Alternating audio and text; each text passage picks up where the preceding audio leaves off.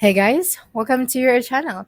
In this video, you will learn on how to stop automatic updates on Windows 11. So first is you just have to open your settings. That's right. And then right here, as you can see, we have here our Windows update option. So just simply click on this one. All right. And then right here, you have this get the latest updates as soon as they're available.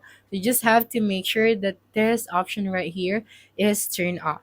And then you also have this pause updates option. So for example, you would like to pause the updates for a week, 2 weeks, 3 weeks, 4 weeks, or 5 weeks. Okay, so just make sure that this one is turned off. Okay, so that your Windows 11 will not be automatically updated if the updates is available. So just going to turn this off, and then after that, you can also again check it for the pause updates option. So that's it for this video. If you think this video helped you solve your concern, please subscribe, like this video, and leave your comment below.